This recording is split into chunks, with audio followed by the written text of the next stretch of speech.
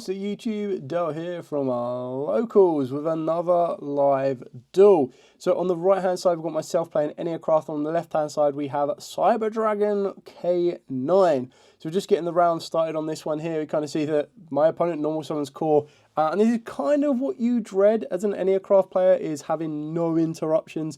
Not that I'm playing a huge amount of them, but like a Fuelos would have been very, very helpful here.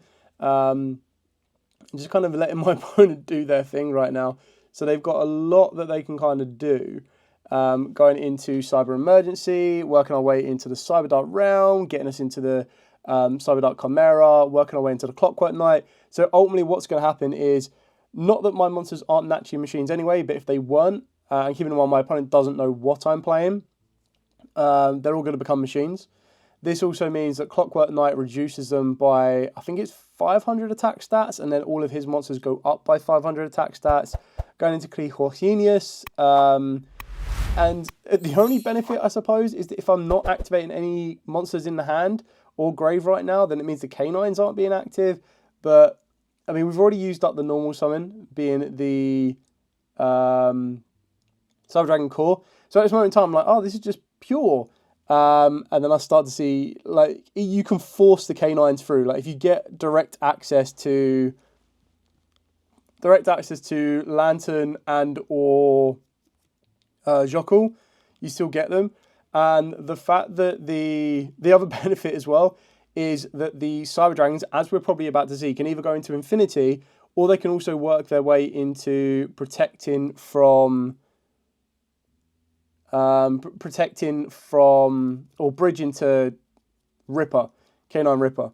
So we're going to see that here. So Ripper not only protects from the Nibiru already, but can now also bridge into the K9 package. So decides to go for Case for K9, which isn't a worse thing to do, because you already know that you haven't been hit with a Nibiru, you haven't been hit with a Drow and Lockbird, so you can kind of work your way into a Yugioh. If you've already got Cyber Dragon in hand, which we've already seen happen, has been searched out, you can go Yugioh, summon down the Cyber Dragon if you want to, which is exactly what's going to happen here. Two monsters get summoned to the zone that Cleaveforge Genius points to, which means Cleaveforge Genius can search out a monster. I think he plays Fearon King Regulus, which would make sense, but it looks like we're going for the River Stormer. That's quite interesting. Using Yugioh's effect to search out another card. So this is painful. Like, when this deck goes off, wow. Going to go into Lantern. There's already a Cyber Jar or another level 5 in the graveyard. The only thing we can't do is go into a light right now, but that's absolutely fine, because we're going to go into the Quincuri. Quincuri is a dark, so that gets to revive another one from the grave. And luckily, Molnir is banned, so that's not going to be summoned into either field, or like my field. But we're still going to be able to use detached material to bring back a machine monster, and this is how we can work our way into that Cyber Dragon Infinity, working our way into Nova. So we've got Lantern and Yugioh now. Another rank 5 will enter the field of play. Just checking the Cleaveforge Genius, it's not a hard once per turn, which is absolutely wild. So this is then going to get the, I can't remember the exact, it's like the Dio, not Dio Bellstar, but Dio Blaster. And it's a monster that goes in the scale and then can summon itself and then destroy all cards in its column. So actually pretty good. Going to grab hold of Forced Release. This is meaning that we're going to be having to deal with the Werewolf during my opponent's turn as well, which is going to rip a card from hand, destroy a card. It's like, I'm staring down this field and I'm like, this is painful. So we've gone into the Valon. So we've got a Quick Effect Book of Moon off of the back of the Valon, which, luckily for me, the Enneacraft is not that big of an issue. So we're going to be tributing off the Genius to summon down the River Stormer. That's the second machine monster on the field that you're going to want to make into Infinity now that you're no longer light locked, or locked out of lights to be specific. Now going to work our way into Nova, into Infinity. So we've got a hand, or I think it's a hand or graveyard negate in Ripper. We've got a Book of Moon effect in the Valon. We've got an Omni negate in form of the Infinity. And we're going to be summoning out the Dio Blaster. Are we going to be, I was going to say that like, the Quincuri is probably like the only leftover thing. So we're just going to go into an SP Little Knight just for, like another layer of disruption. So at the moment it is with Clockwork Knight and one unknown set. It's 1, 2, 3, 4 forms of disruption at the moment, plus a relatively full hand. If there's an Azuna in that hand as well, that could make it a little bit awkward. So we're going to start off by revealing the blue Enneacraft. So what I tend to do is I try to not reveal what I'm going to set. And if I remember rightly, one of these sets is the Mar. So I've got the negate on field, which is actually really important. But when there's 4 negates on the field, or 4 interactions on the field, 3 technically, that could disrupt the Mar, it does make it a little bit more tricky. So we're going to reveal another one, set another one, then we're going to scale the monster. So it confirms that the monster that I'm scaling isn't the monster that I've... I haven't set the monster I've been revealing. Just explaining that I'm going to pay my 900 to attempt to reveal 3. And at this moment in time, I'm feeling relatively comfortable because we've got... I think the other monster I get is the targeted protection, which is quite good against SP Little Knight. So we're going to use Infinity. In response, we're going to use Mar to flip Mar face up. I'm just explaining to my opponent what Mar does. That it's going to be flipping itself face up, negates, destroys, and then on a new chain, it will flip all of the monsters face down. So it really does push for my opponent to interact with me now, because if they don't, then apart from SP, the Valon will go face... Like, the Infinity will be negated and destroyed. The Valon will go face down. The Ripple will go face down. And I can only imagine that the set card is Force Release. So it now forces the Force Release to happen, because if it doesn't do it now, we're not going to be able to do it. Like, nothing's going to happen. So he chains the Valon to put the Mar back face down. The flip effect, which I'm just confirming here with the judge in the room, still resolve. Like, not the flip effect, but the negation effect will still resolve. It's the flip effect because it activates on a new chain. It's no longer technically flip face up and stays face up to resolve. So the Book of Eclipse-esque effect of the Mar is not going to resolve, but the negation and destruction of the Infinity is. So we're just getting this, just double checking the terminologies on this one. So just confirming this, resolving the chains backwards. Now my card does resolve. I pay 900, revealing 3. I'm just going to reveal 3 of the yellow one, just confirming to my opponent that I do actually play 3, which sometimes it's worth it, because if not, sometimes people can get a little bit lucky. Not lucky, but cheeky. So anyway, now we open up back onto another game state. My opponent is now responding with Azuna. I'm now chaining the Protoss on the field, which means that the idea was if my opponent activated a card in the hand, I would get something from it. So it goes chaining 1 Azuna, chaining 2 Proton, chaining 3 is SP Little Knight, and then I'm going to go chaining 4 Mar, because he's actually helped me here, because Mar is not a hard once per turn, which is crazy. So SP Little Knight was targeting a card. Mar is flipping to negate the SP Little Knight. I feel at this moment in time is probably when Force Release should be used, because if you don't use Force Release, what's going to happen here, if you don't use Force Release, we're negating and destroying SP, which it looks like everything's going to resolve. We're resolving the Proton. Azuna is resolving to summon itself down. Then mandatory Chain Link 1 will be Mar. Chain Link 2 will be Azuna. So Azuna will get to send the Lupus. Like, this is the only, like, the downside of this, is that we're just checking and confirming that Valon is a hard once per turn. What this will allow to happen is that Lupus will still be sent from deck to grave, but the benefit is I haven't summoned from my extra deck. So even with Lupus coming back to the field and being face up, I don't need to worry about a Typhon. So that's kind of useful as well. So I think we're just contemplating using the Force Release here, which it doesn't make much sense, because if you activate the Force Release, it will summon out the XEs being the werewolf, but then it just gets flipped face down. So, like, nothing would really happen.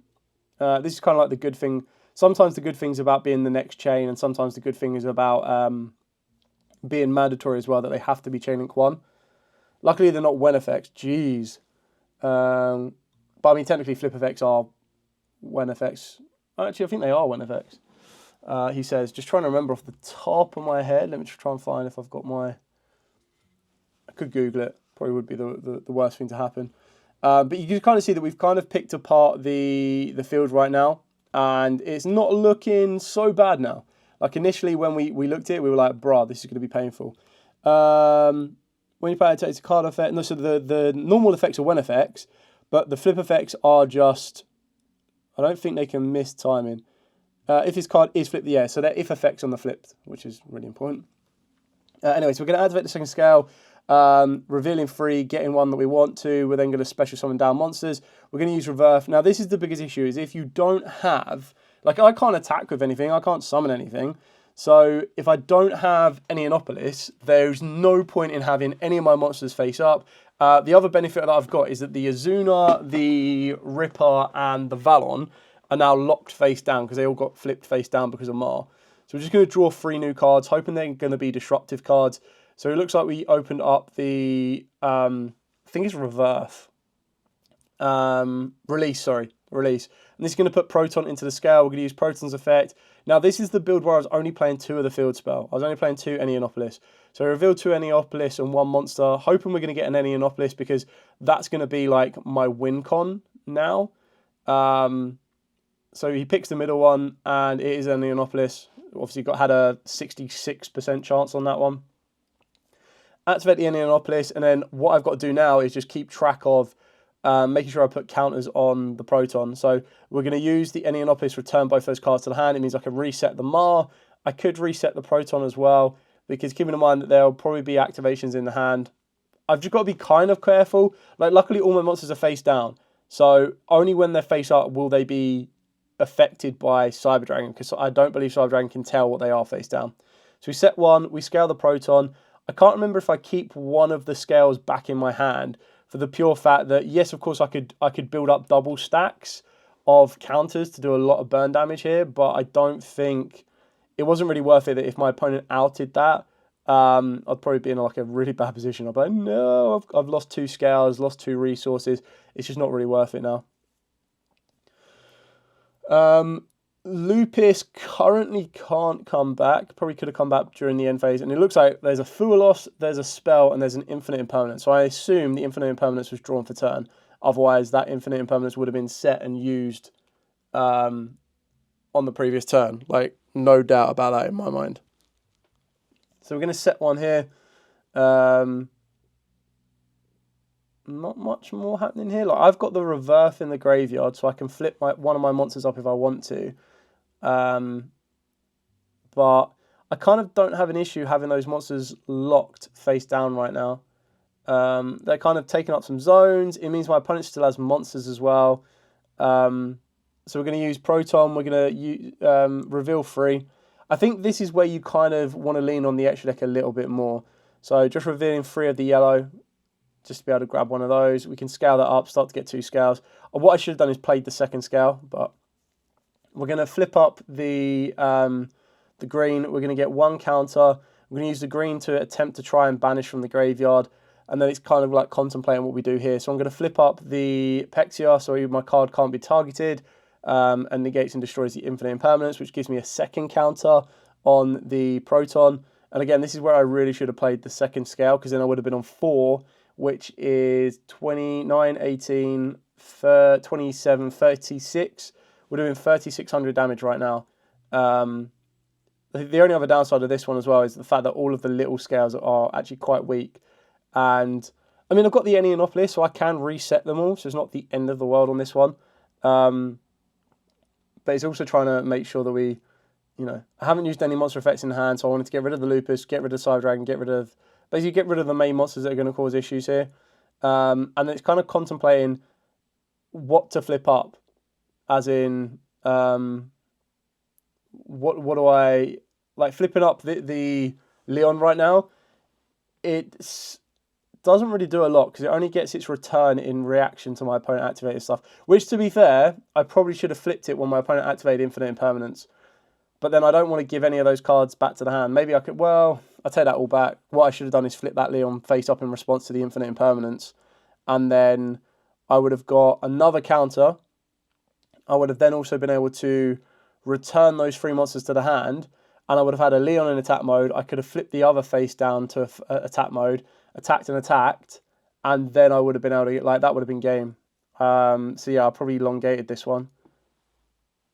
I don't know why I was so determined to flip up the Pexia, whereas flipping up the Leon would have been so much better. Okay, well, that's lesson learned on that one. Because that would have cleared the field. I think I probably got a little bit kind of blinkered. So we're flipping up these 2 here. So that's the Pexia, that's the tail, and then we're attacking the 3 monsters. Like, I think I was contemplating whether I flipped up the other monster or not, like the Mar, which is currently in the middle. But yeah, and then I've completely forgot about Clockwork Knight, so I'm actually weaker than my opponent because we're all machines. So that was really, really bad. Keep in mind as well that I'm getting more counters from flipping up each of these monsters when I attack them, which was kind of what I was doing here. And it was just kind of like a couple of misplays. So that is 8. And then that kind of does enough for damage. So kind of blinkered. Anyway, going into game number 2. Now, my opponent actually catches me off guard on this one because my opponent makes me go first. Which, I mean, considering Cyber Dragon, I probably should have expected. And especially with the amount of stuff I activate in the hand, like Azuna's instantly live against my deck. So get hit with Droll Not Bird, chain the Proton. So this is like the best thing you can do if you don't have a way to negate or stop the Droll, is just make sure you get another search. And at least with the Proton, you're getting a guaranteed search. So if you want that Mar, you get it. The biggest issue is taking a Mar here when you don't have a Reverse in the graveyard. It's kind of redundant for the pure fact that the Mar doesn't really do anything. My opponent's actually opened up really well. So we've got Droll, we've got Azuna. We're then going to be able to get into what I can only imagine will be the Lupus. Lupus can summon itself back. And then he's going to try and perform an XZ summon, which is good to do it this early for the pure fact that I can't then... I won't have Mar in the field. But we're going to use the Fallen and the Virtuous in response to the quick effect of Lupus to XZs and destroy the Lupus, meaning that it gets banished as well. So that's kind of useful for me. Activating Trivial Tactics Thrust because my opponent's activated a monster, and technically I could add it to the hand, but we're under Droll, so it has to be set. And that's just going to be Destructive Daruma Cannon.